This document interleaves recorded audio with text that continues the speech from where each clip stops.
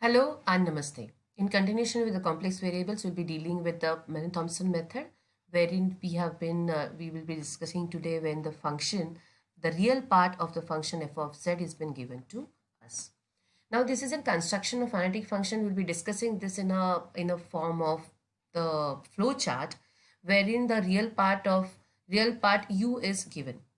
What is the first step? First step is dou u upon dou x, dou u upon dou y. Because u has been given to us, we have to find out the differentiation of u with respect to x, differentiation of u with respect to y. After that, f dash of z is dou u upon dou x plus I times dou v upon dou y. From where we have got this?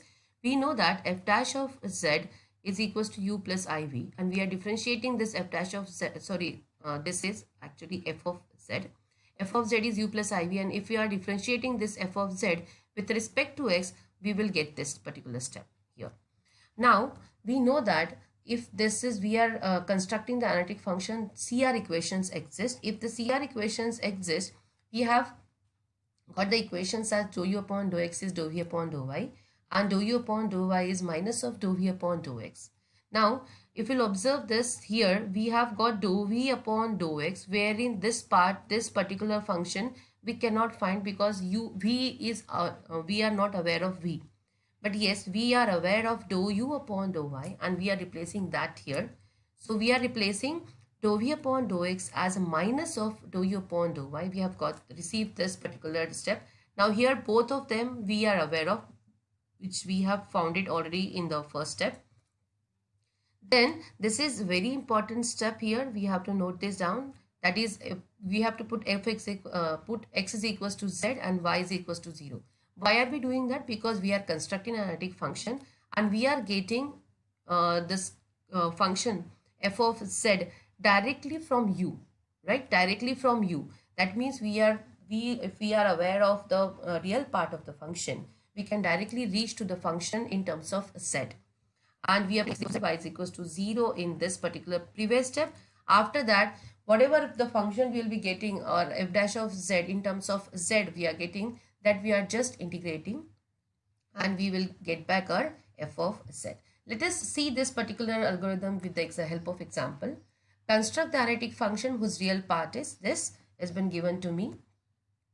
Now, as I have told you that the algorithm, that is first step is the differentiation of u with respect to x, differentiation of u with respect to y, we have to find it out.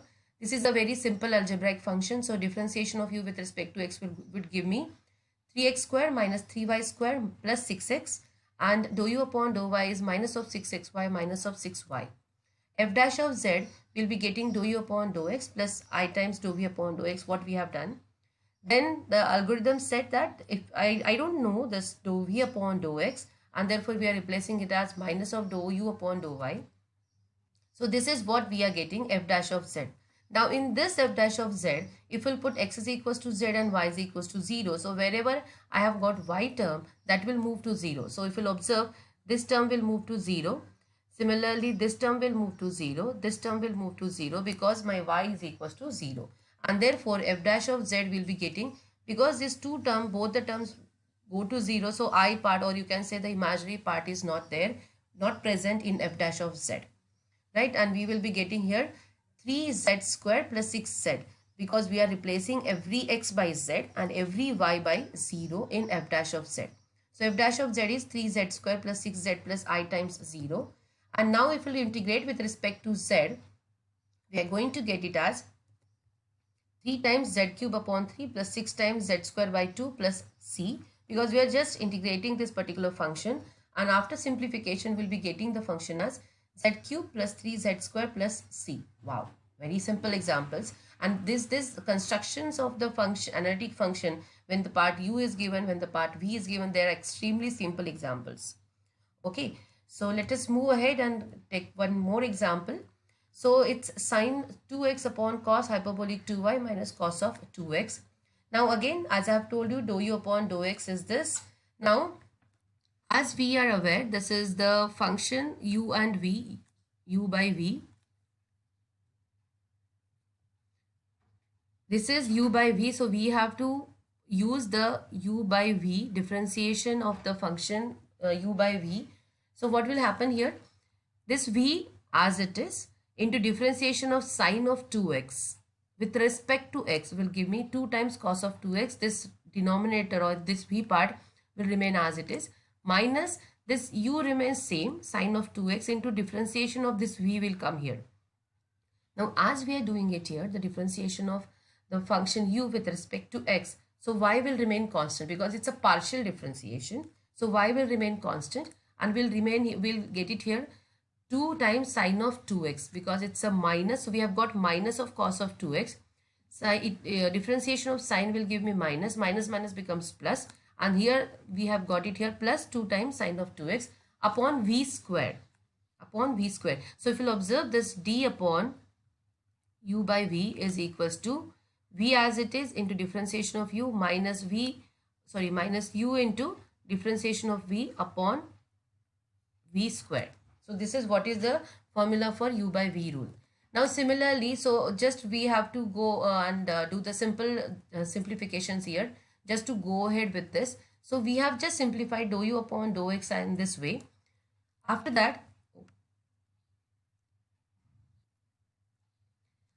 we have to go ahead as we have got it here dou u upon dou x, the differentiation of u with respect to x. Let us move ahead with dou u upon dou y. That means differentiation of this particular function with respect to y. Now if you'll observe, it's sine of 2x is there in the numerator. So it's not required for us to go ahead with u by v rule because it's this u that can also be done, but I wanted to show you some different method. That is the reason I have taken it. Sine 2x will remain constant with respect to y. So sine 2x we have taken it out and will remain here with 1 upon cos of hyperbolic 2y minus cos of 2x. Then this will give me cos hyperbolic 2y minus cos 2x to the power minus 1, and then we have differentiated it. So it's minus 1 upon cos hyperbolic 2y minus cos of 2x the square into 2 times sine hyperbolic 2y. Why? Because this cos of 2x will remain constant when I am differentiating with respect to y. And just after simplification we'll be getting something like this over here. Okay, so f dash of z is dou u upon dou x plus this whatever we have discussed. Then we have replaced dou v upon dou x by minus of dou u upon dou y by CR equations. Then just putting the values. So I have got this value and I've got this value over here. So we have just put both the values here. As we have got dou u upon dou y is minus sign here, we have got it here plus, right? Plus, please note it down. And after that we'll be putting x is equals to z, y is equals to 0. So whenever I have got y is equals to 0, those terms will go to move to 0.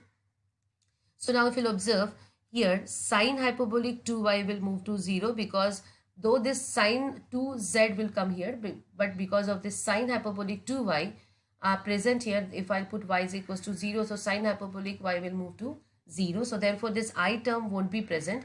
So this particular, the second term plus I times this term won't be there.